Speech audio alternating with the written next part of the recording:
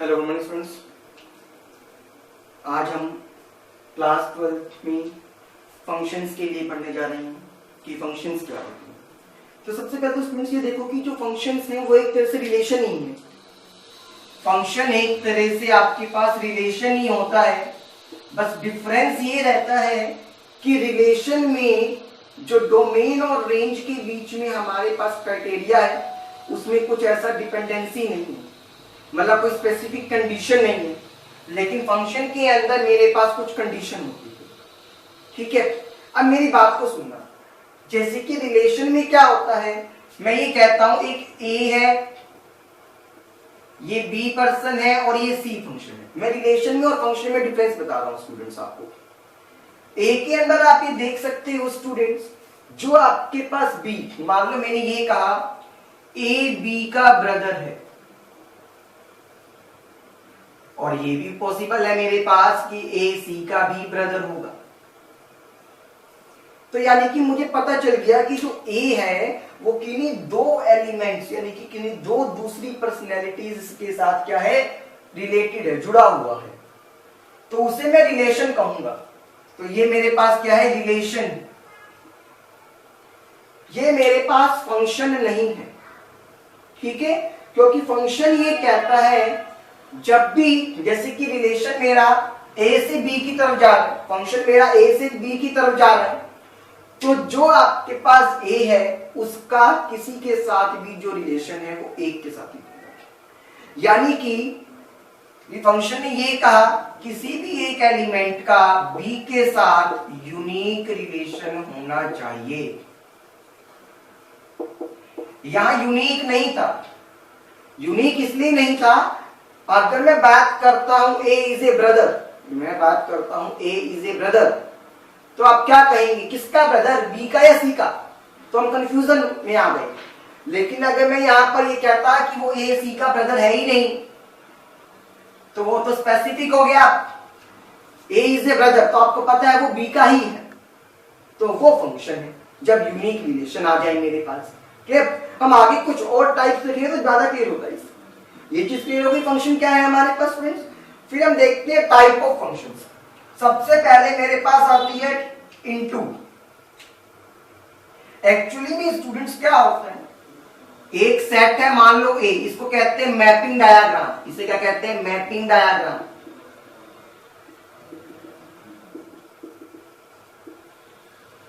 Mapping diagram of function. ये एक set है ए, एक सेट है बी, जो मेरी कंडीशन या रिलेशन या फंक्शन कुछ भी कह सकता हूं, वो ए से बी की तरफ जा रही है, जिससे जिसकी तरफ जाती है, जिससे जाती है। अब मेरी बात को सुनना, वो मैटर, वो इंपॉर्टेंट है, ठीक है। वो ये कहता है, पहली बात तो 1 2 3 4, यहां पर ए बी और सी। ये पहले इनटू में जाने से पहले आप एक चीज यही देख लेंगे, ठीक है, एक चीज आप यही देख लें इनटू में जाने से पहले कि फंक्शन का एक और कंडीशन। मान लो मैंने कहा a और 1 आपस में रिलेटेड है, b और 2 आपस में रिलेटेड है। 3 तो किसी के साथ रिलेशन बना ही नहीं पाया ना, 3 तो किसी के साथ रिलेशन बना ही नहीं पाया। अगर 3 का किसी के साथ रिलेशन नहीं है और फंक्शन मेरा a से b पे जा रहा था, तो ये फंक्शन बनेगा ही नहीं। This is not a function. क्यों? कंडीशन क्या है फंक्शन की, जहां से, जिस सेट से फंक्शन जा रहा है, रिलेशन जा रहा है, उसके सारे एलिमेंट्स का इमेज बनना चाहिए।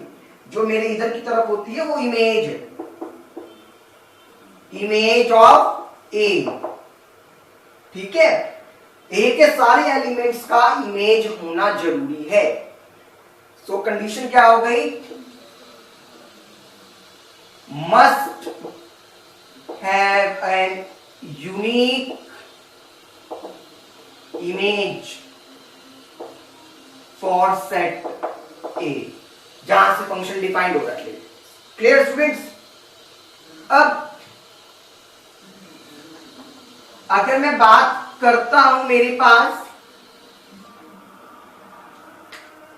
ये मान लो सेट था A, ये सेट था B, 1 2 3 4 5, यहां पे मैंने लिख दिया मान लो A B C और ये D। मैंने ये कहा 1 ए के साथ एसोसिएटेड है, 2 बी के साथ एसोसिएटेड है और 3 सी के साथ एसोसिएटेड है।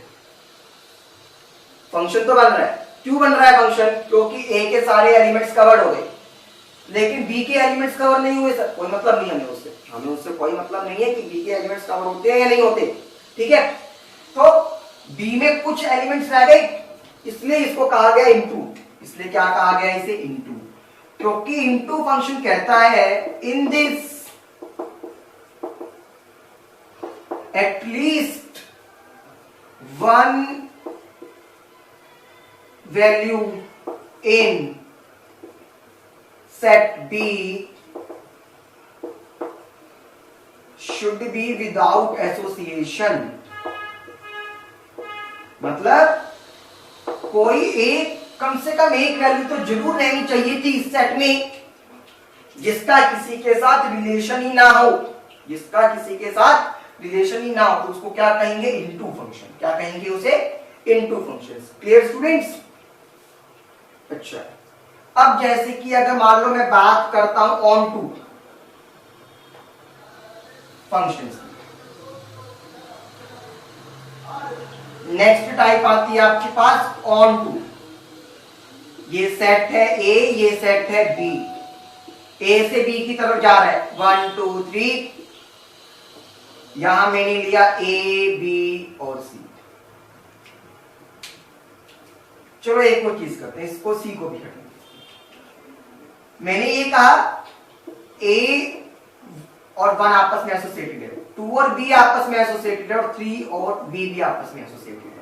अब कुछ स्टूडेंट्स को दिक्कत आएगी, वो कहेंगे सर आपने पहले कहा था 2 का 1 नहीं होना चाहिए। नहीं, मैंने कहा था 1 का 2 नहीं होना चाहिए। 2 का 1 हो सकता है, 1 का 2 नहीं। अब एक बात बताओ, कुछ ऐसा समझो, मैंने ये कहा एक A नाम का आदमी है, वो ऑनेस्ट भी है और थीफ भी है। क्या ऐसा हो सकता है एक आदमी ऑनेस्ट भी हो जाए और थीफ भी हो जाए? ऐसा तो नहीं हो सकता ना। तो यानी कि वो तो मेरे पास फंक्शन ही नहीं है। ये क्वालिटीज मान लो,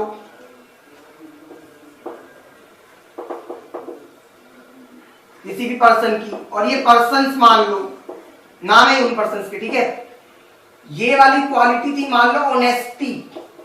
क्या ऐसा जरूरी है एक उसके अंदर सर एक आदमी के पास ही ऑनेस्टी हो सकती है? क्या दूसरे के पास नहीं हो सकती?